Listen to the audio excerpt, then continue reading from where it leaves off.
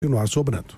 Se você gosta de ler revistas como eu, tem uma super dica. Go Read! O app dá acesso ilimitado a mais de 200 revistas de todos os segmentos, para ler no smartphone, tablet ou baixar para ler quando quiser, mesmo offline. Tudo isso por apenas R$ 22,90 por mês. Baixe Go Read agora na sua loja de aplicativos e aproveite 30 dias grátis. Go Read, as melhores revistas em um único app.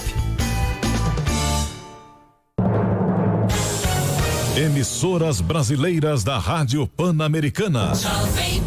Jovem Pan São Paulo, AM ZYK 521, 620 kHz, FM 100,9 MHz. Jovem Pan News Brasília, ZYH 709, 750 kHz.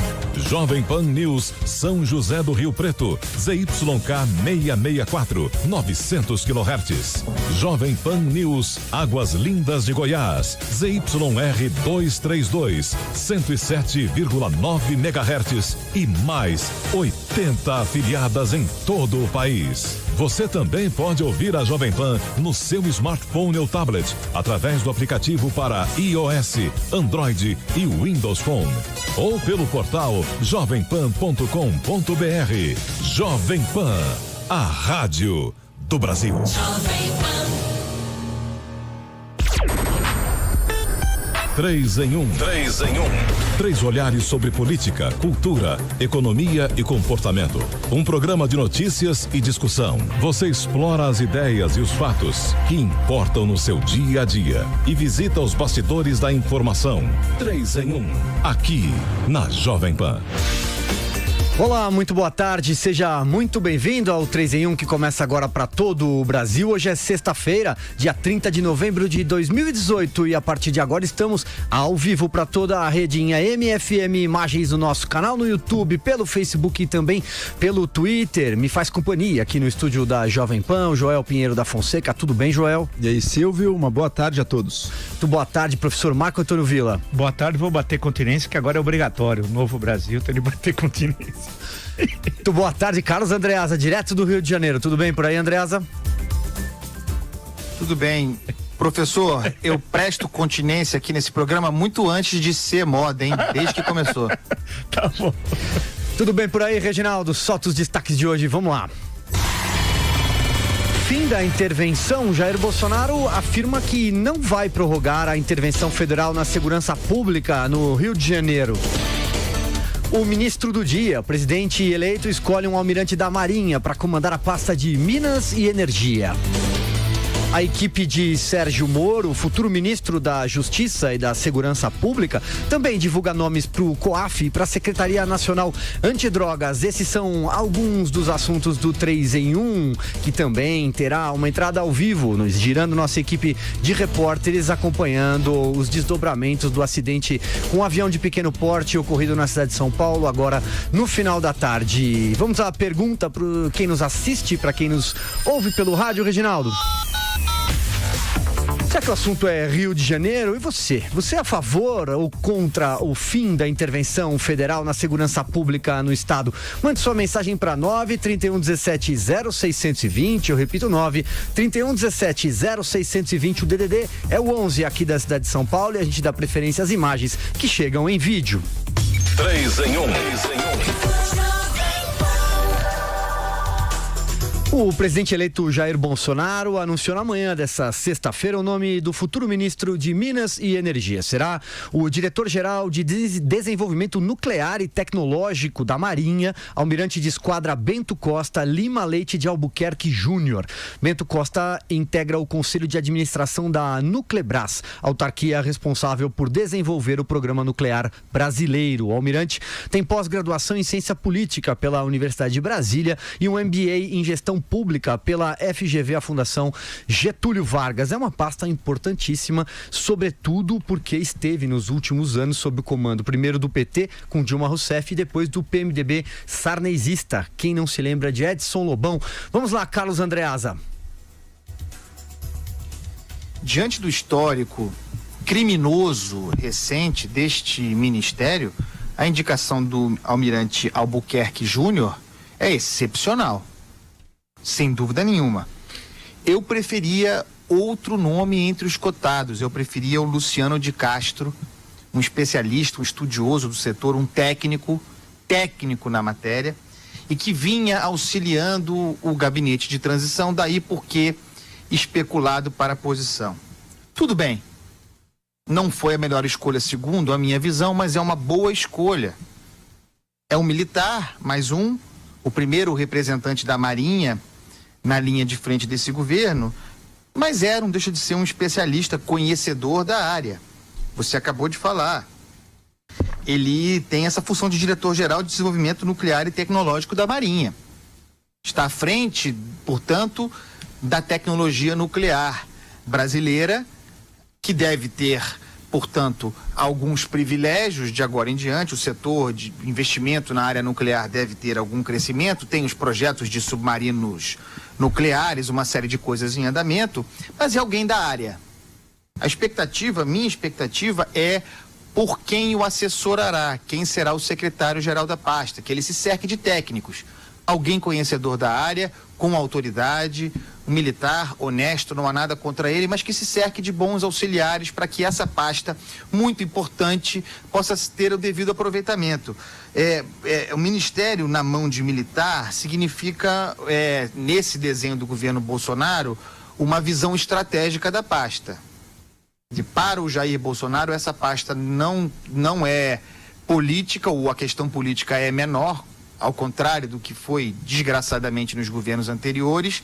Ela tem uma função estratégica e bota em xeque os projetos de privatização, diluição, chame como quiser, da Eletrobras, porque Eletrobras, sob visão militar, e aliás sob a visão do próprio Jair Bolsonaro, é uma empresa estratégica como a Petrobras e outras. Então, uma boa escolha, poderia ser melhor, mas de bom tamanho, muito melhor, mas muito melhor do que Dilma Rousseff, Edson Lobão, evidentemente.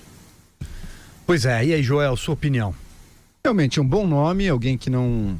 mais um militar, obviamente, aí, integrando o governo Bolsonaro, era alguém não esperado, né, pelas associações do setor elétrico, tinham outros nomes aí que eles estavam cogitando. Enfim, provavelmente significa que o Estado continuará dando o norte aí da política e do investimento em energia no Brasil, com menos espaço aí para investimento privado. Isso não necessariamente é ruim, tem que ser bem feito, tem que ser feito com eficiência. Vamos ver se ele está à altura do cargo aí, mas a princípio, uma boa nomeação. Professor Vila, sua análise? Uma breve também, eu evidentemente não conheço o senhor, eu acho tudo bem, vamos ver, ele tem um bom currículo, foi a única coisa que eu vi, então, vamos aguardar agora na prática o que ele vai fazer, é isso. Seguindo então com a montagem do futuro governo, o ex-juiz Sérgio Moro, futuro ministro da Justiça, anunciou nesta sexta-feira que o COAF, o Controle de Atividades Financeiras, será comandado por Roberto Leonel. Ele é um auditor da Receita Federal. Atualmente o COAF é um órgão vinculado ao Ministério da Fazenda. Importante a gente dizer, o COAF é aquele órgão que monitora movimentações atípicas, especialmente aquelas que ultrapassam o valor de R$100 mil. Segundo Sérgio Moro, o COAF deve passar para a estrutura do Ministério da Justiça já no comecinho do ano, logo em janeiro. No mesmo comunicado, o Moro anunciou que a Secretaria Nacional de Políticas sobre Drogas será comandada por Luiz Roberto Bejora. A SENAD, essa Secretaria Nacional Antidrogas, tem a função de assessorar o ministro da Justiça quanto às políticas nacionais contra as drogas. Ainda durante a entrevista, Sérgio Moro criticou, abre aspas, a generosidade de indultos concedidos por Michel Temer. Evidentemente, ele foi questionado por jornalistas sobre a votação de ontem do Supremo Tribunal Federal, que já tem maioria a favor do indulto de Temer, mas não terminou por causa de pedidos de vista. Andreasa, vamos lá, girando os nossos comentaristas do 3 em 1.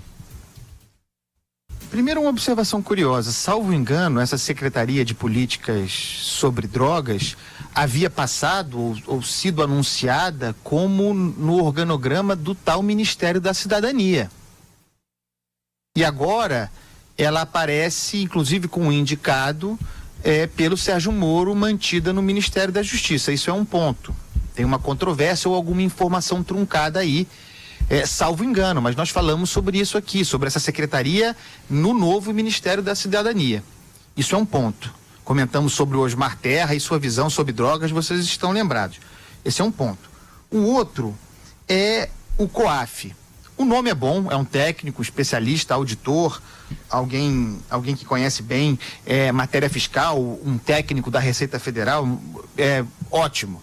Mas o mais importante, falamos também aqui sobre isso, mas vale a pena frisar, é esse deslocamento estratégico do COAF, saindo do Ministério da Fazenda e vindo para o Ministério da Justiça. Ele ganha um componente consistente com a transformação, chamemos assim, da Lava Jato em política de governo. Com isso, não estou fazendo crítica, não. Com isso, estou dizendo o seguinte: as técnicas usadas pela Lava Jato, especialmente em Curitiba, a Lava Jato virtuosa, a do Sérgio Moro, não a do Janot, se valia, não é nenhuma novidade, do follow the money. Siga o dinheiro, rastreie o dinheiro e chegará o criminoso e as organizações criminosas. O COAF é um instrumento adequado para esse mapeamento. Nos dá a ideia da visão completa sobre o desafio e dos recursos com os quais quer contar do Sérgio Moro para o enfrentamento desse problema, que não é simplesmente o da corrupção, embora as coisas sejam ligadas, mas é agora, num salto a mais, lembrando que esse ministério também é da segurança pública, o enfrentamento do crime organizado. Que, claro, tem tudo a ver com a corrupção e muitas vezes as coisas se alimentam, estão juntas. Mas o crime organizado, PCC, por exemplo, a multinacional brasileira que está espalhada em todas as fronteiras, já produzindo drogas para muito além de vender e de vender armamento também, esse mapeamento é o grande desafio. Porque nós vamos chegar aqui nas milícias no Rio de Janeiro, vamos chegar no jogo do bicho. Esse é o grande desafio do Sérgio Moro, aplicar essa técnica, essa tecnologia bem sucedida na Lava Jato, no combate à corrupção, para o sistema do crime organizado brasileiro. Esse é o grande desafio dele. Muito bem, e para esclarecer, como o Andreasa disse, existe realmente um estudo, segundo o próprio Sérgio Moro disse em entrevista, para transferir parte das atribuições da Secretaria Nacional Antidrogas para o Ministério da Cidadania. Seria a parte do tratamento dos dependentes químicos, e a parte do combate às drogas ficaria debaixo do guarda-chuva dele, professor Vila. Eu acho que duas questões são importantes aqui. Uma, rapidamente, é a posição do futuro ministro Sérgio Moro, ex-juiz, sobre a decisão imoral do Supremo Tribunal Federal. Então isso foi importante para marcar a posição. Claro que a decisão, como ele diz, vai ser respeitada, óbvio, mas esse é o último induto com tão ampla generosidade, que é um induto claramente para favorecer a Lava Jato. Quer dizer, não é impessoalidade, é pessoalidade, tal. Então isso é um grande sinal que vai acabar essa imoralidade, que teremos uma nova agora em dezembro, feita pelo Temer. Pode aguentar de 2018. Aguardem Temer. E o Temer, aguarde a justiça a partir de dia 2 de janeiro, aguarde. Bem, mas o que importa para mim, o central, é a questão do COAF, né? É a questão da corrupção. E a corrupção é mais do que o crime organizado, porque crime organizado é o GEDEL. Não é o NEM da Rocinha. Se você lê o livro sobre o NEM da Rocinha, o que ele movimentava de dinheiro, é brincadeira. O NEM é um Zé Ninguém. O NEM é um bobão. Comparado ao GEDEL, por exemplo.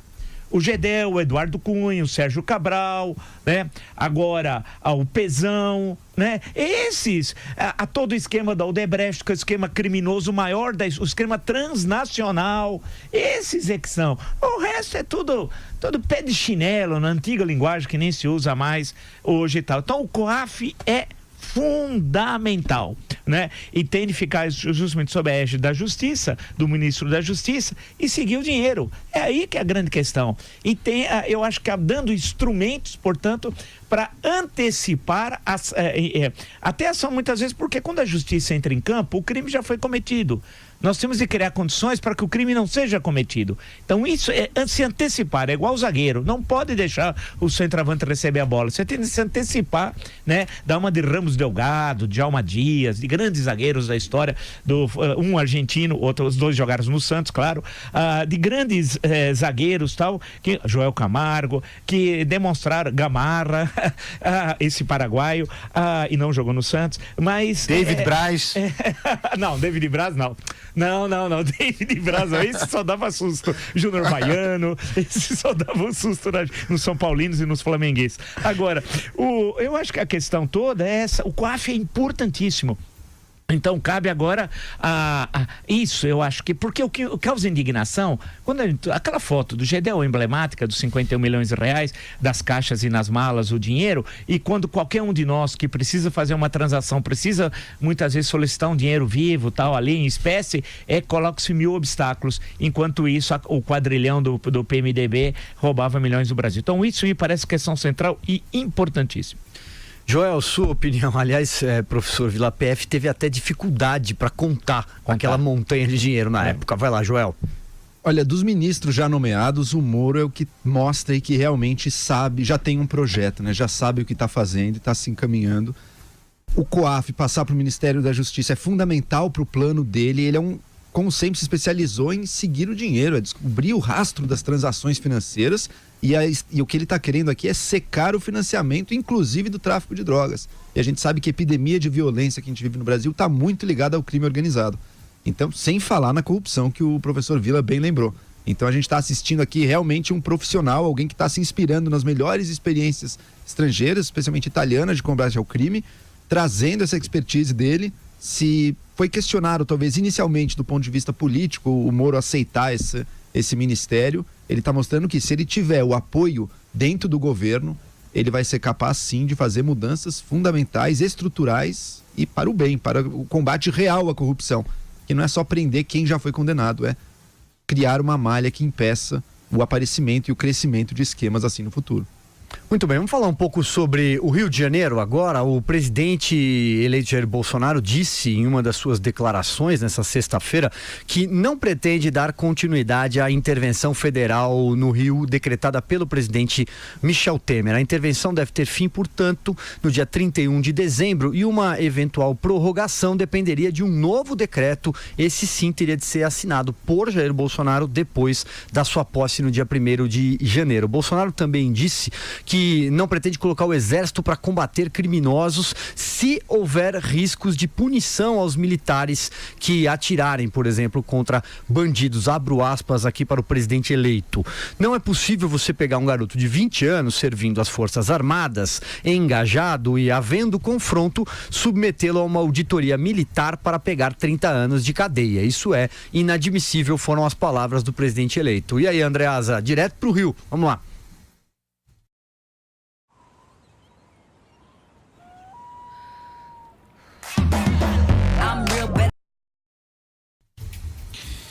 Silvio, é um novo governo, né? E o novo governo ascende com projetos próprios, inclusive de poder, mas com projetos a serem apresentados no Legislativo, no caso da reforma da Previdência, uma dúvida muito grande, mas se for levada a sério, uma reforma que depende de emenda constitucional.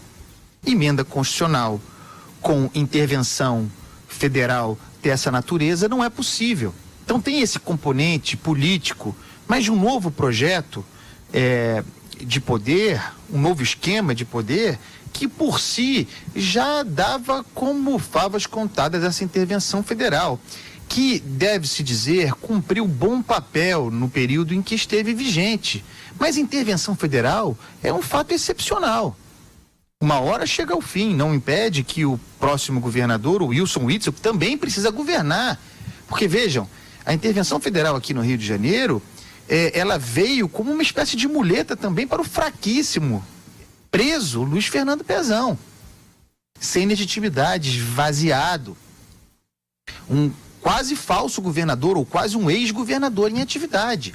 Esse período chega ao fim agora, a um novo governador, com o direito de apresentar uma política de segurança pública e de escolher o seu secretário de segurança pública e de gerir a segurança pública do Estado. Algo que com intervenção federal na segurança pública, obviamente, é impossível. Essas coisas combinadas justificam o fim da intervenção federal muito menos do que a não existência do que o Jair Bolsonaro chama de retaguarda jurídica para atividade militar em eventuais confrontos urbanos. Ele não está desprovido de todo de razão. Mas essa já é outra discussão. Me parece que a intervenção federal chega ao final, porque chega ao final o governo Temer, porque a intervenção federal na segurança pública já cumpriu as suas possibilidades, inclusive reduzindo o volume então absurdo de roubo de cargas, entre outras estatísticas, roubo de carros de modo geral. Chega ao fim. Há um novo governo federal que precisa de emendas constitucionais e há um novo governo do estado que tem o direito legítimo, escolhido pela população, de implementar o seu projeto de segurança pública. Me parece que é uma obviedade. Encontro, né, do que disse o governador eleito Wilson Witzel no dia 19 de novembro, depois de um encontro com o interventor federal, o general Walter Braga Neto, ele deu como certo o fim da intervenção a partir de janeiro e falou que pretendia pedir ao governo federal a prorrogação do decreto de garantia da lei e da ordem por mais 10 meses. Professor Vila. Eu vou reafirmar aquilo que eu já disse, ou seja, a intervenção federal ela é constitucional, tá lá, 3 artigos tratam disso, 34, 35, 36, só que não teve uma intervenção federal de fato no Rio de Janeiro, foi uma intervenção federal na área da segurança, exclusivamente tal, porque nós temos um presidente fraco, né, que era o governador do mesmo partido do presidente, um presidente acusado de corrupção, portanto seria absurdo ele combater a corrupção no Rio de Janeiro, alguém que é acusado de corrupção, né? Afinal, o Temer está envolvido com o Porto de Santos desde, como eu sempre digo, de 1532, com a chegada de Martim Afonso a São Vicente. Bem, todo mundo já sabia das suas negociatas no então engenho dos Erasmos, que hoje é um ponto até de visita, o primeiro engenho de cana-de-açúcar no Brasil. Mas a questão que volta ao Rio de Janeiro só resolve o problema do Rio com uma intervenção de médio e longo prazo. Intervenção federal tem todas as constituições. A Constituição Republicana em 1891 tinha um artigo, se não me engano, era o 6º, que deu uma confusão do cão durante toda a República Velha, questão da intervenção. No nosso caso, o Constituinte, vamos dar racionalidade ao Constituinte. Não houve racionalidade alguma na Assembleia Constituinte. Foi o caos. Basta ver que o relator foi o Bernardão. O Bernardo Cabral. A Constituição é um caos, mas vamos dar racionalidade ao Constituinte, como eles falam, os constitucionalistas e no Supremo. O Constituinte pensou, que Constituinte? O Constituinte era uma bagunça generalizar tudo aquilo, mas o artigo 34, 35 e 36 tratam disso, e depois, mais à frente, a questão que não pode tramitar emenda à Constituição com intervenção federal, ponto. A questão que se coloca é essa: o governo não ia cacifar, mesmo que fosse necessário um novo governo, uma intervenção federal, porque trava a possibilidade de emenda constitucional tramitar e ser votada. E é condição sine qua non para o novo governo algumas emendas. Então, você tem a política real. A política real é que precisa das emendas, portanto, retira a intervenção. A questão da GLO, e o presidente colocou bem a questão, que precisa ser acertado sobre a questão do Rio de Janeiro, mas não resolve. A crise do Rio de Janeiro, a tendência é se agravar. Teremos um ano que vem mais grave do que esse. Não vai resolver a crise. O estado do Rio de Janeiro é ingovernável. Por isso que é necessário ter intervenção. Ele não tem condições de forma autônoma de administração. Os 3 poderes estão corrompidos. Não tem saída. Teria de ter uma intervenção de 4, 5 anos. E longa no tempo, fazendo uma limpeza nos 3 poderes. E para isso precisa uma situação um pouco distinta do que nós vivemos hoje. Portanto, a tendência é acabar a intervenção federal, mantém-se a presença dos militares no Rio, a questão vai continuar, porque a intervenção não deve se resumir somente à área de segurança, deve ser uma intervenção completa, e isso não vai ocorrer. Portanto, a crise vai continuar e potencializada. Joel Pinheiro, sigo com você. Era previsível, né, o fim da intervenção militar no Rio. Bolsonaro já se colocou contra ela desde a sua origem. Realmente vai ter que reformular aí a política. Eu queria comentar um pouco mais sobre o argumento dele de que hoje em dia o militar ou o policial não pode matar em confronto, tá? Inclusive, isso é uma coisa perguntada ao Sérgio Moro recentemente, né? E ele discordou da opinião do Bolsonaro. Na opinião dele, a legislação atual já prevê o caso aí de legítima defesa e cumprimento estrito da lei aí quando o policial atira. Então não é que exista esse consenso de que a lei hoje em dia proíba ou criminalize o policial que mate alguém em confronto. Pelo contrário, o que a gente tem é que mais de 99% dos casos em que o policial mata alguém, isso inclui tanto os legítimos em confronto, quanto aqueles casos que a gente sabe que também existem de execuções, de chacinas, mais de 99% passam sem sequer serem julgados. A gente vive a situação exatamente inversa. Por isso que a polícia, inclusive, aumenta o número de mortes causadas pela polícia, mas mesmo quando essas mortes se dão como uma execução, ninguém é punido, jamais. Então, hoje em dia, a gente não vive essa situação de que os policiais estariam acuados, sendo processados e punidos ou presos toda vez que atiram contra alguém. Isso simplesmente não acontece no Brasil. O Bolsonaro, ao defender isso, está, no fundo, permitindo uma chancela ainda maior para coisas como esquadrões de extermínio, que ele já chegou a elogiar publicamente. Isso está registrado na mídia. Enfim, é uma discussão séria, mas que me parece que ele está perdendo aí o real problema em questão. Muito bem, ainda sobre declarações do presidente eleito Jair Bolsonaro, o presidente esteve aqui na cidade de São Paulo nessa sexta-feira. Ele visitou o Santuário Nacional de Nossa Senhora Aparecida. Eu vou destacar aqui algumas das colocações dele em diferentes momentos, em entrevista, primeiro para a Canção Nova e depois em entrevista coletiva. Uma coisa interessante aqui que ele disse, eu passo a bola para vocês comentarem, é que ele pretende, a partir da semana que vem, começar a conversar com os partidos políticos. Diz que vai receber líderes dos partidos, 2 ou 3 por dia. Aspas do presidente: o parlamento é responsável. Se nós dermos errado, todo mundo perde, disse Bolsonaro durante a visita ao Santuário de Nossa Senhora Aparecida. Andreas, então começo com você. É um momento interessante no qual ele começará agora, já com o governo praticamente todo montado. Hoje ele diz que faltam 2 ministros, a receber os líderes partidários. É o início aí de um diálogo dele com o Congresso Nacional. Isso é maravilhoso. Atividade política. Ele é presidente eleito. Nem toda a relação com agentes políticos é criminosa. Essa relação pode ser virtuosa. Então é bom. Um representante eleito, especificamente um governante, poder central, poder executivo, não pode discriminar outros representantes, porque é disso que se trata o parlamento. Outros representantes eleitos. Não pode, a priori, preconceituosamente, descartar interlocutores por motivo de divergência ideológica, muitas vezes. Tem que tentar estabelecer diálogo com todo mundo, ainda que para daí surja uma controvérsia com base real. Mas ganhar a eleição e sustentar a retórica eleitoral de que não fala com fulano, não fala com cicrano, não dá. Não se governa um país assim. É irresponsabilidade com o eleitor, com a cidadania, porque ele é presidente de todos. Teve gente que votou nele e votou, pode acreditar, e votou num deputado do PMDB, ou do PSDB, ou do PDT, ou do PT, até do PSOL. Alguém duvida? E a priori dizer que não se conversa com esses partidos, com esses interlocutores, alguém que quer governar o Brasil num regime de tripartição de poderes? Então tem que conversar com os partidos. Não é favor, é obrigação do governante. Isso não significa que ele vai sair dando parte do governo, loteando o governo e oferecendo cargo para bandido. Não. Vai negociar, vai conversar, vai convencer. Governo é diálogo e convencimento. Então, para mim, tudo muito natural. Como dizem aqui no Rio, demorou. Sua análise, Joel Pinheiro. Pois é, demorou.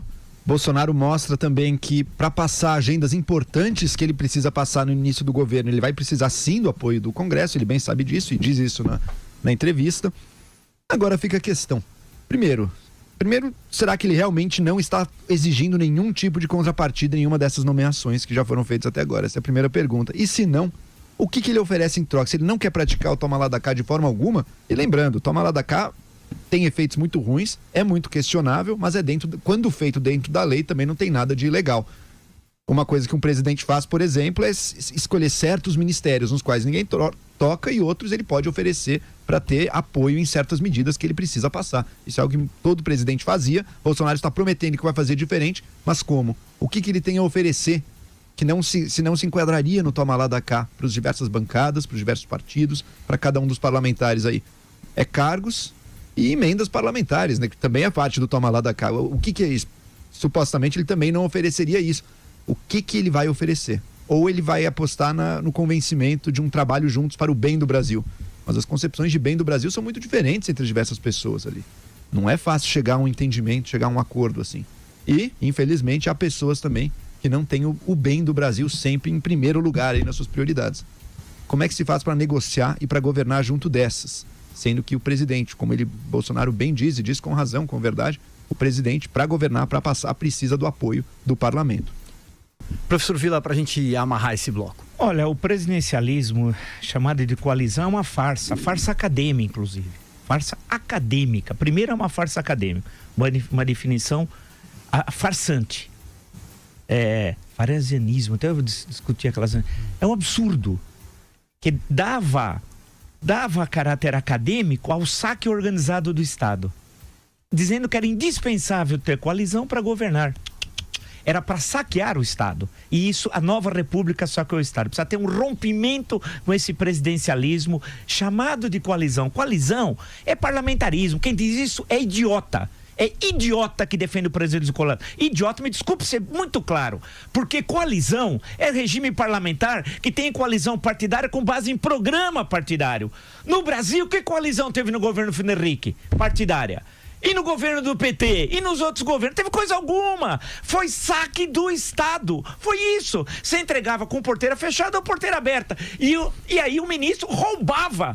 Ou seja, eram ladrões que recebiam do presidente da República o direito a roubar. Era isso, de forma muito clara, sem grande sem muita sociologia, filosofia política ou história. É dizer claro, eram ladrões. Isso tem de acabar. O pior é que esses ladrões davam ar de presidência. Aí vinha um sujeito e falava presidencialismo de coalizão. Ou seja, dava seriedade, racionalismo a ladrões. Como se fosse condição sine qua non para governar no Brasil se aliar a ladrões. Não é. Mudou. Dia 7 de outubro construiu um outro Brasil. Ou você governa com o povo brasileiro ou com ladrões. Essa é a questão. Não, você tem de conversar com os presidentes de partido. Tudo bem, você fala. Vai adiantar alguma coisa? Não. O PR, quem é o do PR? Valdemar Costa Neto. Você acha que tem jeito de conversar com Valdemar Costa Neto? Bandido, canalha e ladrão, que rouba desde que exerceu qualquer função pública, que da cadeia continuava a organizar sua quadrilha, liderar a quadrilha. Tem conversa com Valdemar Costa Neto? Quem vai falar em nome do MDB? Renan Calheiros? Não sei. Quem? É possível falar com o Renan Calheiros? Não dá. Aí, vamos lá, passa os outros partidos, vai virando. É todo quadrilheiro, quase todos, com raras exceções. Vai conversar. Bem, conversa agora. Se quiser governar de forma republicana, não é possível governar negociando com ladrões. Muito bem. Reginaldo, vamos fazer uma rápida janela comercial, a gente volta em instantes. 3 em 1. Com o atual cenário de queda de taxa de juros, muitos investidores estão procurando outros tipos de investimento.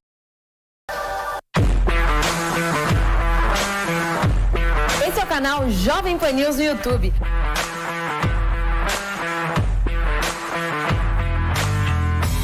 Aqui tem jornalismo de primeira e o melhor time de colunistas do rádio e da TV.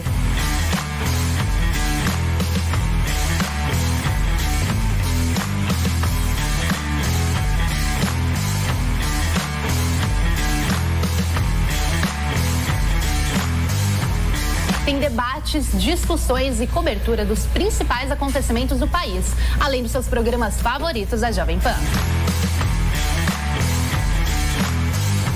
Então já sabe, né? Dá um like nesse vídeo e se inscreva no canal. E não se esqueça de clicar no sininho para receber as notificações quando a gente estiver no ar.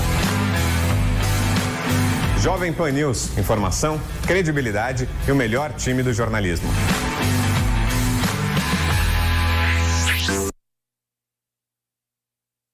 Tem informações sobre a queda de um avião de pequeno porte aqui na cidade de São Paulo que deixou 2 mortos e ao menos 12 pessoas feridas. Fernando? Nós falamos já aqui da região do acidente na zona norte de São Paulo. É uma via que ela corta a Brasleme, uma das principais aqui da região, e é possível ver justamente bem nos fundos do aeroporto Campo de Marte, de onde essa aeronave teria partido, nesse sentido, a situação aqui agora. Tem técnicos da Infraero, técnicos da Aeronáutica passando nesse momento, o pessoal da Eletropaulo e também o pessoal dos bombeiros. Nesta viatura do SAMU que está aqui ao ao fundo, as informações que temos é que estaria a mãe, possivelmente a mãe do piloto dessa aeronave que acabou morrendo nessa situação, nessa circunstância. E é possível ver ao fundo a situação de um caminhão de lixo que foi atingido pela aeronave, também uma parte do imóvel que acabou sendo atingido e pegou fogo. As informações permanecem essas, 2 vítimas fatais que estariam a bordo dessa aeronave, além de outras 12 vítimas no total, 10 pessoas,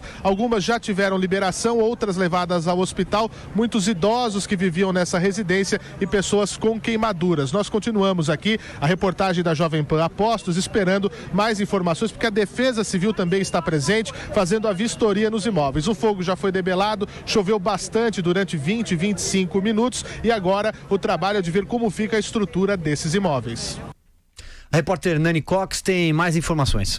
Olha, Silvio, a CET bloqueou algumas vias da região, lá do Campo de Marte, a Avenida Brasleme, Rua Antônio Nascimento Moura, Rua Saguairu, a Rua Magaratu, e toda a região aí está sofrendo aí por causa desse acidente que deixou o fluxo todo lá na região do Campo de Marte bem complicada. Estamos de volta, este é o 3 em 1 em áudio e vídeo nesta sexta-feira e o Supremo Tribunal Federal vai discutir na próxima terça-feira o pedido de habeas corpus do ex-presidente Luiz Inácio Lula da Silva. Esse pedido será discutido pela segunda turma. A defesa solicitou a anulação da condenação de Lula no caso do triplex do Guarujá. Para os advogados do petista, o ex-juiz Sérgio Moro, agora ex-juiz, foi parcial ao condenar Lula em primeira instância, já que o ex-magistrado aceitou assumir posteriormente o Ministério da Justiça de Jair Bolsonaro. A defesa afirma que Moro demonstrou inimizade capital e interesses exoprocessuais ao condenar Lula. Ai, ai, ai. E aí, Andreasa? Lembrando que a Raquel Dodge, a Procuradora-Geral da República, enviou parecer contrário ao habeas corpus. Importante frisar. Ela fez isso no intervalo quando não estava trabalhando para salvar o Ministério Público do fim do auxílio moradia, né? Bom, esse pedido de habeas corpus aí da defesa do Lula não tem a mais mínima base jurídica. É inacreditável que se apresente à Suprema Corte brasileira, ainda que essa desmoralizada, um habeas corpus com base em teoria da conspiração. Porque é disso que se trata. O que se está dizendo aí é que o Sérgio Moro é agente de uma grande concertação político-partidária, obviamente premeditada, desde lá de trás, que resultaria num favor pensado, articulado para tirar o Lula da jogada e eleger o Jair Bolsonaro, como se comprova agora com a indicação do Moro para o Ministério da Justiça. Não dá para isso, para um habeas corpus desse, desfundado, chegar ao plenário de uma turma do Supremo Tribunal Federal. Não dá. É uma barbaridade. Professor Vila, a questão é a composição também dessa segunda turma, né? Quem preside é o jurista de São Bernardo do Campo, lá da Rota do Franco Opulenta. Afinal, foi lá no restaurante São Judas Tadeu, da família Demarque, em que ele foi indicado. Foi lá, tá. O pessoal estava lá, conheço a minha família de São Bernardo, conhecemos bem a figura, né? As figuras que estavam lá presentes e tal. O Lewandowski fez direito, inclusive em São Bernardo do Campo. Lewandowski, acho que não lê nem Twitter, né? Conheço o personagem. Não, ele preside a segunda turma, não vai dar em nada. Porque, inclusive, se fosse ainda recorrer de uma condenação, é bom lembrar que o STF, o STJ não examina provas e tal, né? No caso é um habeas corpus. Isso aqui não vai ser concedido. São 5 que estão na turma, porque é bom lembrar que o STF são 2 turmas, quem é presidente não participa de nenhuma das 2 turmas, né? E essa segunda é presidida pelo Lewandowski e tal. Isso são tudo questões regimentais, né? Que vai alterando a presidência. Tudo indica que isso vai ser rejeitado, mas eu estou curioso com o voto do Lewandowski. Eu fico porque ele foi colocado pelo PT. Ele chegou, não custa lembrar o STF, pelo 5º Constitucional. O 5º Constitucional é uma imoralidade. Se o Brasil fosse um país sério no campo jurídico, aboliria seria abolido. Não é possível ter o quinto constitucional. Foi assim que ele chegou, através da Prefeitura de São Bernardo do Campo, do prefeito Arão Galante e do Orestes Quércia, é que ele chegou ao Tribunal de Alçada Criminal, que foi extinto pela Constituição de 88, né? E ele saltou para o Tribunal de Justiça. Ele nunca prestou um concurso público e tal. Não tem capacidade, ele é no máximo para advogar, ele deve ter carteirinha da OAB, eu acho que ele conseguiu passar no exame da OAB. Mas só isso. Infelizmente ele preside. Mas eu estou curioso no voto dele, mas isso não passa. Joel Pinheiro. Não, aceitar um pedido de habeas corpus desse significa aceitar, engolir a narrativa petista eleitoral do que teria acontecido aí nos últimos meses, nos últimos anos. Sérgio Moro aceitou agora o ministério com o Bolsonaro. Eles estão dizendo que desde lá atrás, desde meados de 2017, o Sérgio Moro já estava combinado com base em que evidência? Não tem nada, não tinha conversa nenhuma. Foi por telepatia? Como é que foi que eles combinaram isso? Então, quer dizer, eu concordo com a Raquel Dodge aqui, chamam de ilações infundadas, é justamente isso, não tem a menor base. E eu acho que o próprio STF também já sabe o peso político que teria agora soltar o Lula com base nisso. Então, eu também imagino que mesmo quem simpatize vai pensar duas vezes e não vai fazer isso, mesmo porque existe a votação da prisão em segunda instância que virá aí. E esse é o momento em que esse é o momento que talvez aí sim o Lula conquiste aí sua sonhada liberdade. Eu duvido que eles vão bancar um habeas corpus desse para soltar o Lula, sendo que tem uma chance que pega um pouquinho menos mal aí no curto prazo. Muito bem, como disse Carlos Andreas agora há pouco, a Procuradora-Geral da República, Raquel Dodge, recorreu nesta sexta-feira da decisão do ministro Luiz Fux, do Supremo Tribunal Federal, que revogou o auxílio moradia de todas as carreiras jurídicas. Raquel Dodge pediu a Fux que reconsidere a decisão ou submeta o tema ao plenário do Supremo Tribunal Federal, formado evidentemente por 11 ministros, Andreasa. Ela quer livrar o Ministério Público dessa decisão de grande valor republicano. Ela está dizendo isso, que quer que o Ministério Público continue tendo acesso a esse modelo de auxílio moradia inacreditável, que consiste em receber o dinheiro do auxílio moradia tendo imóvel no lugar onde trabalha. E ela está pedindo a manutenção disso. Não é outra coisa, não tem outro nome, não tem outro jeito de explicar. Ela, doutora Raquel Dodge, a implacável, aquela que sai do carro na chuva e vê alguém carregando um guarda-chuva para levá-la.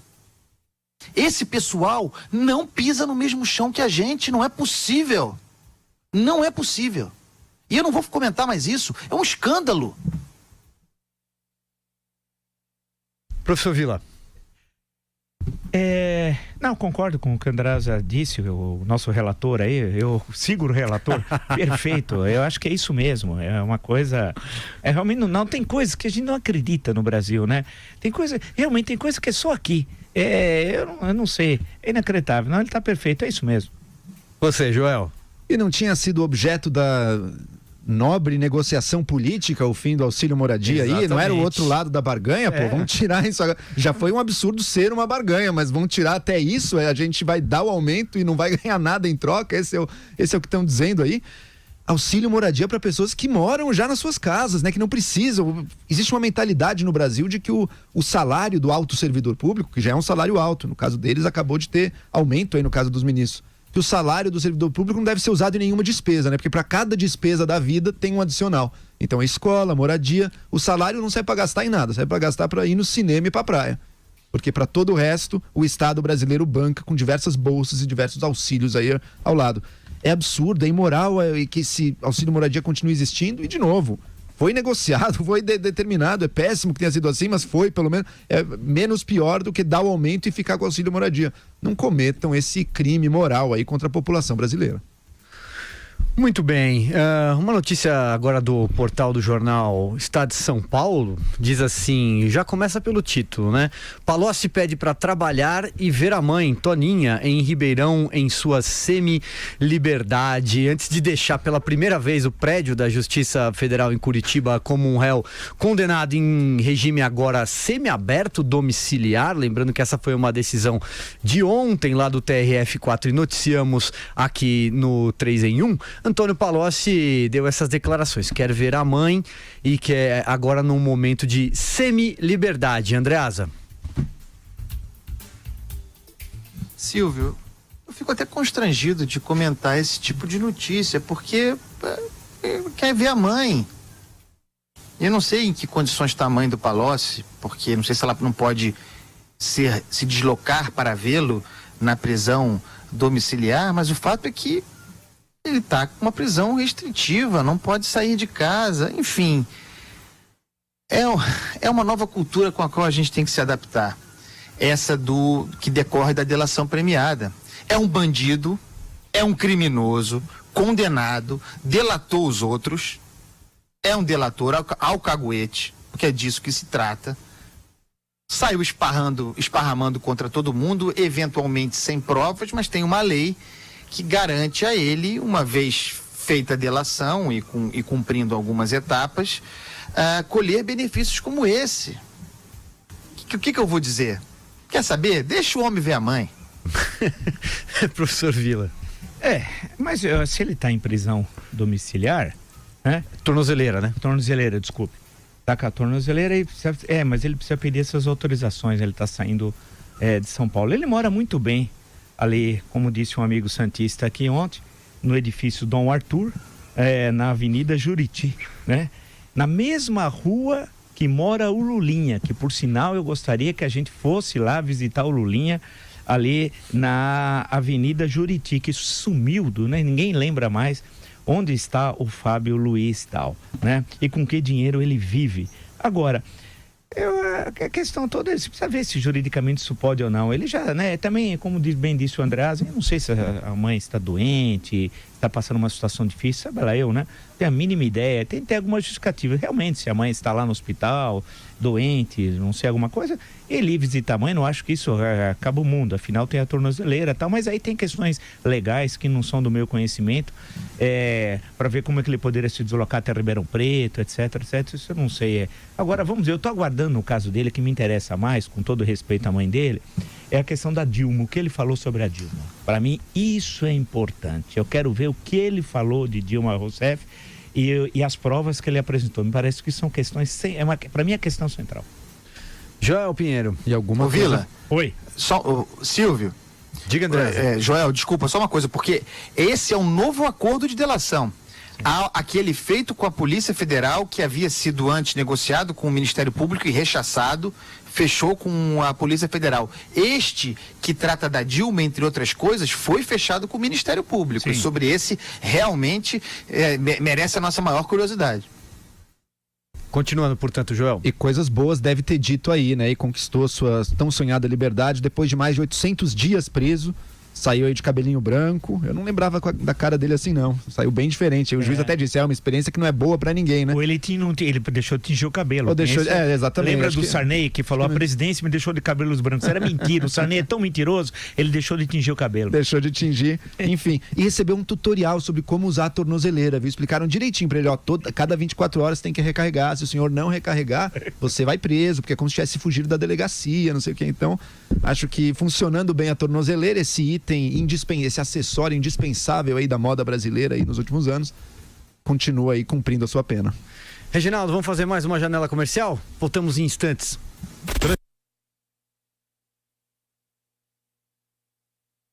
Todos os dias a partir das 10 horas, logo depois do Jornal da Manhã, você tem encontro marcado com a gente aqui no Jovem Pan Morning Show. A gente vai falar ainda sobre o mundo do entretenimento, notícias de bastidores e ainda informações sobre novelas, reality shows e séries. E também tem muita informação sobre política e as últimas notícias do dia para você continuar bem informado. Será que ele vai continuar nessa fidelidade?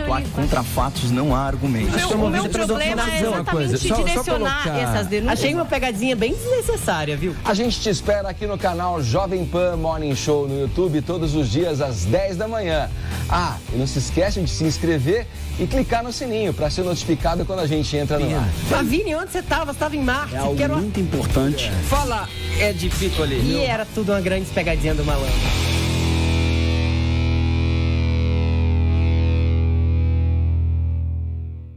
Aqui na Jovem Pan a notícia não para. Logo depois do Jornal da Manhã, a partir das 10 horas, eu e toda a nossa equipe estamos juntos no Jornal da Manhã, segunda edição.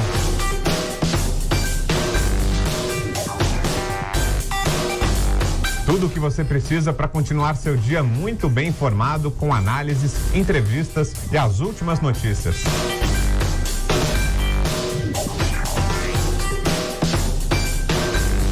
Então não se esqueça, se inscreva aqui no nosso canal Jovem Pan News. De segunda a sexta, a partir das 10 horas, Jornal da Manhã, segunda edição.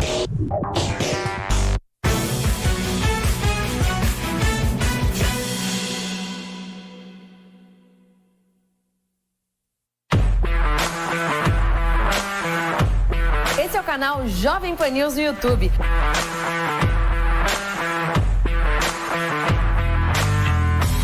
Aqui tem jornalismo de primeira e o melhor time de colunistas do rádio e da TV.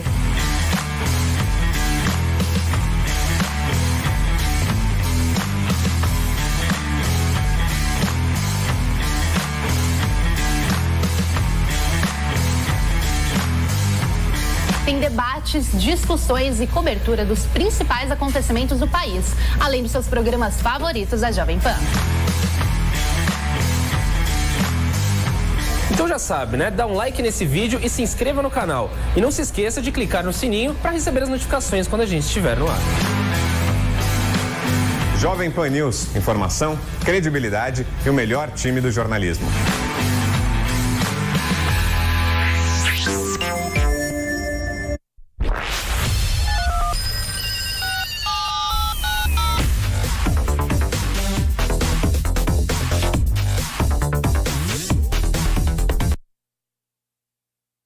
Estamos de volta, este é o 3 em 1 em áudio e vídeo nessa sexta-feira. E o candidato derrotado à presidência da República, o ex-prefeito Fernando Haddad, do PT, ele fez uma palestra na Universidade de Colômbia, nos Estados Unidos. Eu vou destacar aqui algumas das declarações muito rapidamente. Ele disse, abre aspas, o PT e a esquerda precisam se preparar para esses novos tempos. A esquerda, em geral, não está preparada, porque é tudo muito novo.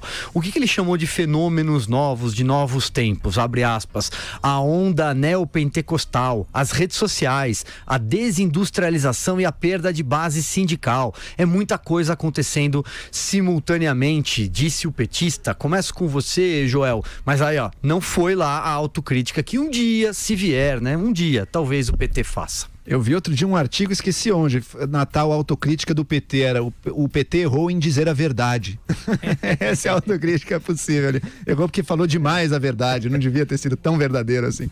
Enfim, o Haddad criticando naturalmente aí o governo Bolsonaro, saiu bastante ressentido e não teve a derrota humilhante que se desenhou em algum momento aí no segundo turno, 55-45 aí, acabou não sendo aquela lavada que em algum momento se esperou, apesar do Haddad ter sido, na minha opinião, bastante fraco aí ao longo da campanha, e critica em diversas frentes, uma delas, o que ele chama do alinhamento automático do governo Bolsonaro ao governo Trump. E que até agora não temos substância para dizer que de fato isso vai acontecer, mas os sinais, infelizmente, vão nessa direção, inclusive pelo chanceler nomeado, o futuro chanceler que o Bolsonaro nomeou. Lembrando também que o Eduardo Bolsonaro estava de bonezinho, Trump 2020, nos Estados Unidos. Parecia uma criança em visita à Disney, só que em vez do Mickey é o Trump, né? Enfim, criticou nesse sentido e disse, olha, talvez o Bolsonaro seja um sucesso econômico. E talvez, e agora eu falando, e talvez seja mesmo, tá? Porque se o Bolsonaro está provando alguma coisa é que ele está mantendo o que ele dizia durante a campanha, que é, olha, vou dar a economia aqui nas mãos do Paulo Guedes, ele vai nomear muitas pessoas, e são pessoas que vão fazer coisas que, se forem feitas, se conseguir bancar isso junto ao Congresso, farão a economia brasileira deslanchar. E isso sim é muito bom, isso pode trazer um progresso para o Brasil. O Brasil está numa lenta recuperação, mas dava para estar muito melhor agora. Os investidores estão esperando para ver se a situação fiscal do Brasil toma jeito. O que é gozado, né? Porque o Haddad, um representante supostamente da esquerda, ele levantou onda neopentecostal, questões culturais aí. Só que ele não levantou um outro ponto que ele poderia ter feito. Olha, o Brasil pode crescer, mas como é que a gente vai dividir os ganhos desse crescimento? Será que vai haver uma preocupação social no próximo governo? Essa crítica, até onde eu li aqui, não foi feita aí, a questão redistributiva. Antes tão querida a esquerda, parece que a esquerda se perdeu discutindo gênero, discutindo homofobia, discutindo pautas que são importantes, mas perdeu o seu núcleo, né? Como é que a gente transfere mais recursos que estão nas mãos dos mais ricos para os mais pobres, num país tão desigual quanto o Brasil. Muito bem, professor Vila, lembrando que o Diretório Nacional do PT vai se reunir neste final de semana em Brasília para discutir aí o futuro do partido, diretrizes, etc. Vai sair aqueles documentos longos que parecem todos iguais, um igualzinho o outro. Eu acho o seguinte, quer dizer, o Fernando Haddad é medíocre. Medíocre academicamente. Eu li o trabalho de mestrado sobre a União Soviética. É hilariante. Ele disse que a União Soviética estava encontrando com a perestroika seu caminho de solução para a crise do socialismo. Um ano e depois caiu tudo. Ele é medíocre e tal. Esse é o trabalho de mestrado, feito na área de economia, e o que menos tem ali é economia. Quero ver que é algo que mostra o escracho que são os programas de pós-graduação no Brasil. Um escracho, né? Eu já li, uma vez eu li um doutorado de filosofia que era sobre a Madeira Mamoré, o que é tudo ali, menos filosofia, sobre a Madeira Mamoré, tem de tudo. E eu posso dar exemplo, viu? Não pense que eu tô falando, eu li o livro da Madeira Mamoré, eu falei que isso tem a ver com filosofia, na USP. Mas tudo bem, vamos em frente. Portanto, Fernando Haddad, como analista, é tão bom como ele foi como prefeito de São Paulo, um desastre, né? Em momento algum ele fala de corrupção. Em momento algum, ele fala que foi favorecido pela corrupção na campanha em 2012. Quem pagou a campanha em 2012? Jaiminho Haddad. Jaiminho, né? Quem é que pagou? Né? Como é que o PT organizou o maior desvio de recursos públicos da história da humanidade? Ele não fala em Petrolão, não fala em Mensalão, não fala em todos os escândalos que envolvem o seu partido. Aí ele diz... que ele achou estranha a designação do Moro por um cargo de primeiro escalão. Estranho o quê? No que é estranho, Jaiminho? Não é estranho nenhum. Um juiz foi convidado, pediu como dispõe a legislação, deixou de ser juiz, vai ser ministro e acabou, né? Então ele vem falar que o primeiro governo Lula, o grande problema é que no segundo mandato ele devia ter sugerido a reforma tributária. Que isso, uma bobagem. Em suma, ele pega as questões que não há o cerne, são questões marginais, absolutamente irrelevantes. Ele é um medíocre, é um político medíocre, e ainda bem que ele vai liderar o PT, que ele vai afundar mais o PT. Que bom, continua à frente do PT. Vamos lá, Andreasa, para arrematar. Não, agora sou eu que acompanho o relator. Tem nada a acrescentar. Muito bem, então vamos aos nossos ouvintes. Reginaldo, solta aí. Boa noite, galera da Jovem Pan, que é o Lucas de Cruzeiro do Oeste, Paraná, terra onde nasceu, infelizmente, o José Dirceu, o corrupto ladrão do nosso país, segundo o nosso professor amado, querido Vila. Eu acho que no Rio de Janeiro a intervenção deve ficar enquanto o Estado tiver essa situação caótica se encontra não só na segurança pública, como também na área fiscal. O Estado está no completo caos devido aos últimos governantes que ali estavam, e o povo carioca merece bons governantes e pessoas que realmente vão zelar e cuidar do interesse público. Um grande abraço, um grande beijo, fique com Deus. Até mais. Tarde, pessoal do 3 em 1. Um abraço a todos aí. Aqui é Everson, Arapongas, Paraná, Brasil. Rio de Janeiro já deu, né? Que versãozinha aí é só para inglês ver. Acabou, né? Como dizia o Marco Antônio Vila desde o começo, né? Começou errado. E eu fico aqui na Jovem Pan o dia inteiro. Um abraço. Boa tarde, meus amigos Jovem Pan. Eu de novo, Vivaldo São José do Rio Preto. Intervenção no Rio de Janeiro tem que ser sempre, para sempre. A situação que está o Rio de Janeiro não pode ficar sem intervenção, não. Tem que pegar pesado para valer, fazer varredura. Vivaldo São José do Rio Preto. Muito obrigado aos nossos queridos ouvintes, o implacável Cuco do Reginaldo aqui avisa que o 3 em 1 está chegando ao fim, e hoje o DJ do dia, quem vai escolher a trilha é o professor Marco Antônio Vila. Eu acho que é uma sexta-feira, a gente podia mudar, eu sugiro Jojo Todinho. Um abraço, Carlos Andreasa. Um abraço, Joel, um abraço, professor Vila. Falou, pessoal. Final de semana pra você. Um abraço, professor Vila. A gente tá de volta na segunda-feira, 17h.